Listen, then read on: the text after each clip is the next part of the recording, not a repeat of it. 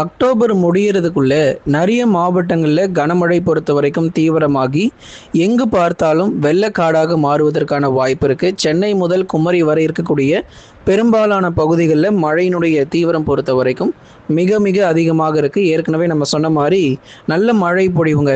மிக கனமழை முதல் அதி கனமழை வரை தமிழ்நாட்டில் இப்போ தீவிரமாக இருக்கு. இன்றைக்கும் நிறைய மாவட்டங்கள், அதாவது 25 மாவட்டங்களில் இன்றைக்கும் கனமழையானது ரொம்பவே தீவிரமாக இருக்கும்.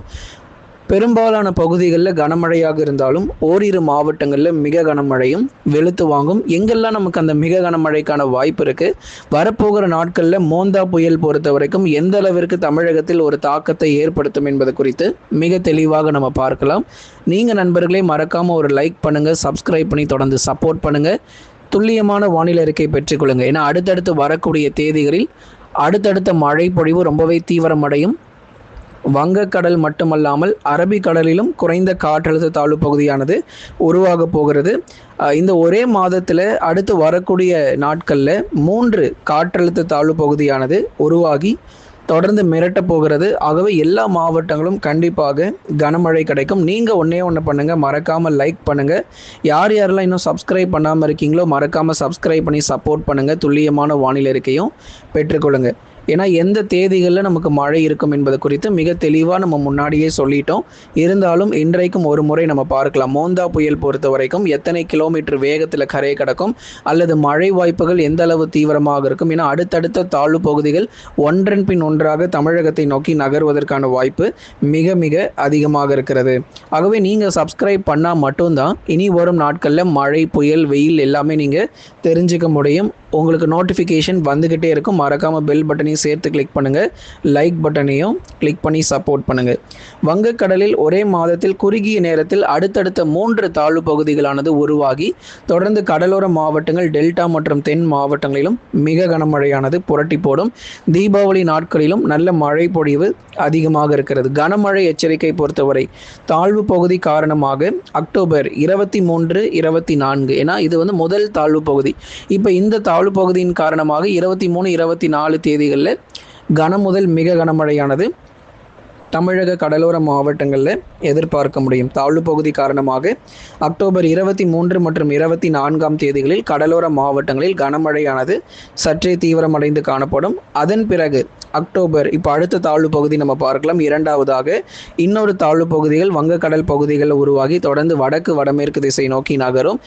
ஒன்று இது புயலாக மாறும் பொழுது ஆந்திர பகுதிகளுக்கும், அல்லது ஒரு தாழ்வு பகுதி அல்லது தாழ்வு மண்டலமாக இருக்கும் பொழுது தமிழகத்திலேயே கரையை கடந்து அதிக மழை கொடுக்கும். அப்படி பார்க்கும்போது அதன் பிறகு அக்டோபர் 26, 27 மற்றும் 28 தேதிகளில் கனம் முதல் மிக கனமழையானது சென்னை முதல் நாகை வரை இருக்கக்கூடிய பகுதிகளில் எதிர்பார்க்கலாம்.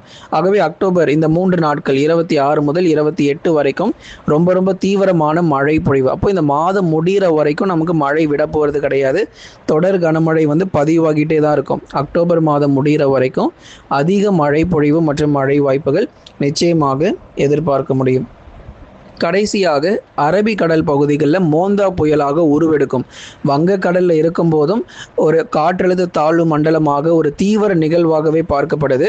அது தமிழகத்திலும் கரையை கடந்து, அதாவது தமிழகம் மற்றும் தெற்கு ஆந்திராவிற்கு இடைப்பட்ட பகுதிகளில் கரையை கடந்து கர்நாடகா வழியாக சென்று அதுக்கப்புறம் அரபிக்கடலிலும் ஒரு குறைந்த காற்றழுத்த தாழ்வு பகுதியாக உருவாகி உருவெடுத்து அது அதே மோந்தா புயலாக அரபிக்கடல் பகுதிகளிலும் வலுப்பெறுவதற்கான வாய்ப்பு இருக்குது. 100 முதல் 110 கிலோமீட்டர் வேகம் வரைக்கும் அரபிக்கடல் பகுதிகளில் சுழண்டடிக்கும். அப்போ நமக்கு இனி வரும் நாட்களிலும் நல்ல ஒரு தீவிர மழை, புயல், இது போன்ற நிறைய சம்பவங்கள் தமிழ்நாட்டில் தொடர்ந்து காத்திருக்கு. காற்று பாதிப்புகள் இருக்கோ இல்லையோ, ஆனால் மழை பாதிப்புகள் ரொம்ப ரொம்ப அதிகமாக இருக்கும். தாழ்வான பகுதிகள் சென்னை, திருவள்ளூர், காஞ்சிபுரம், செங்கல்பட்டு, விழுப்புரம், கடலூர், புதுச்சேரி, காரைக்கால், கள்ளக்குறிச்சி உள்ளிட்ட மாவட்டங்கள், அதை தொடர்ந்து வேலூர், திருப்பத்தூர், ராணிப்பேட்டை, திருவண்ணாமலை போன்ற மாவட்டங்களிலும் இடைவிடாத கனமழையானது ரொம்பவே தீவிரமாக இருக்கும். தாழ்வான பகுதிகள் எங்கெல்லாம் இருக்கோ தயவு செய்து மக்கள் அங்கெல்லாம் கவனமாக இருக்கணும் அப்படிங்கிறத நம்ம கேட்டுக்கிறோம். வட தமிழக கடலோர மாவட்டங்கள், உள் மற்றும் டெல்டா மாவட்டங்களிலும் பலத்த மழை பொறுத்த வரைக்கும் உறுதியாக நமக்கு தீவிரமடையும். எல்லா இடங்களிலுமே நமக்கு கனமழையானது மிக மிக தீவிரமாக வாய்ப்பு இருக்குது. வட தமிழக கடலோர பகுதிகள், உள் மாவட்டங்கள் மற்றும் டெல்டா மாவட்டங்களிலும் பெரும்பாலான பகுதிகளில் கனமழையானது ரொம்ப ரொம்ப தீவிரமாக இருக்க போகுது. தீபாவளி வரைக்கும் கனமழையும் அதன் பிறகு மிக கனமழையும் பதிவாகும். சென்னை முதல் நாகை வரை ஆகட்டும், அதே மாதிரி புதுக்கோட்டை முதல் கன்னியாகுமரி வரை இருக்கக்கூடிய கடலோர பகுதியாகட்டும், தீபாவளி வரைக்கும் தான் கனமழையாக இருக்கும். அதுக்கப்புறம் உங்களுக்கு தீபாவளி முடிந்த பிறகு மிக கனமழை வெளுத்து வாங்கி விட்டுரும். தென் மாவட்டங்கள் பொறுத்த வரைக்கும் ஏற்கனவே நம்ம தேதிகள் அறிவிச்சிருக்கிறோம். அக்டோபர் 24 வரைக்கும் தென் மாவட்டத்தில் வலுவான மழை பொழிவுகள் ரொம்ப ரொம்ப தீவிரமாக இருக்கிறது. ஆகவே தீபாவளி வரை கனமழையாகவும் அதன் பிறகு தமிழக கடலோர மாவட்டங்களில் மிக கனமழையாக புரட்டி போடும். தென் மற்றும் மேற்கு தொடர்ச்சி மலையொட்டிய மாவட்டத்தில் விட்டு கனமழைக்கான வாய்ப்பு இருக்கு. மதுரை, திண்டுக்கல், விருதுநகர், சிவகங்கை, ராமநாதபுரம், தூத்துக்குடி மற்றும் திருநெல்வேலியில நீண்ட நாட்களாக மழை இல்லாத ஒரு சூழ்நிலை, வெயில் மட்டுமே இருந்த நிலைமை சொல்லிக்கிட்டே இருந்தோம். கண்டிப்பாக ஒரு மிகப்பெரிய ஒரு வெள்ளப்பெருக்கு வரப்போகுது. வடகிழக்கு பருவமழை தொடங்கியவுடன் அதிக அளவு நமக்கு மழை பெய்ய ஆரம்பிக்கணும். இது ஆரம்பம் தான். 15 சென்டிமீட்டர் தானே பதிவாகியிருக்கு. 15 முதல் 20 சென்டிமீட்டர் மழை வரைக்கும் தென் மாவட்டத்தில் இருக்கக்கூடிய பல்வேறு இடங்களில் மழையானது பதிவாகியிருக்கு. இது ஆரம்பம்தான். அடுத்து நவம்பர் மாதத்தில் மிக தீவிரமான வலுவான காற்றழுத்த தாழ்வு பகுதி மற்றும் காற்றழுத்த தாழ்வு மண்டலங்கள் உருவாகிறதுக்கான வாய்ப்பு இருக்குது. அப்போது நமக்கு ரொம்ப ரொம்ப எச்சரிக்கையாக இருக்கணும். புயல்களும் தமிழகத்தில் கரையை கடந்து அதிக பாதிப்புகள் மற்றும் சேதத்தை ஏற்படுத்தும். அதாவது நமக்கு காற்றுடைய வேகம் பொறுத்த வரைக்கும் தற்போது வரை இந்த மோந்தா புயல் காரணமாக அதிக பாதிப்புகள் இல்லை. ஆனால் இது அரபிக்கடல் போனதுக்கு அப்புறமா தான் இது வலுவான புயலாகவும் மாறப்போகுது. ஆகவே தமிழகத்தில் இந்த அக்டோபர் மாதங்கள் பொறுத்த வரைக்கும் மழை வாய்ப்புகள் தான், மழை தரக்கூடிய தாழ்வு பகுதியாக தான் அதிகமாக உருவாக போகுது. மேற்கு தொடர்ச்சி மலையொட்டிய மாவட்டங்களிலும் மழை விட்டு வைக்க போகிறதில்லை. நீலகிரி, கோயம்புத்தூர், தேனி மற்றும் தென்காசி போன்ற இடங்களிலும் பெரும்பாலான இடங்களில் இரவு, நள்ளிரவு மற்றும் அதிகாலையிலும் கனமழையாக தீவிரமடையும். ஆகவே நவம்பர் 2வது வாரத்திலும் ஒரு மிக முக்கியமான ஒரு தாழ்வு பகுதியானது உருவாகும். அதுவுமே நமக்கு புயலாக மாறுவதற்கான சாதகமான சூழ்நிலை இருக்குது. நவம்பர் மாதத்திலும் 2வது மற்றும் 3வது வாரத்தில் மிக தீவிரமான நிகழ்வுகள் பொறுத்த வரைக்கும் உருவாக போகுது. அது குறித்து நம்ம இனி வரும் நாட்களில் கண்டிப்பாக நம்ம பார்க்கலாம். ஆகவே இந்த மோந்தா புயல் பொறுத்த வரைக்கும் வட தமிழகம் மற்றும் தெற்கு ஆந்திரா இடைப்பட்ட பகுதிகளில் கரை கடந்து வட தமிழ்நாட்டிற்கு அதிக மழை கொடுக்கும்.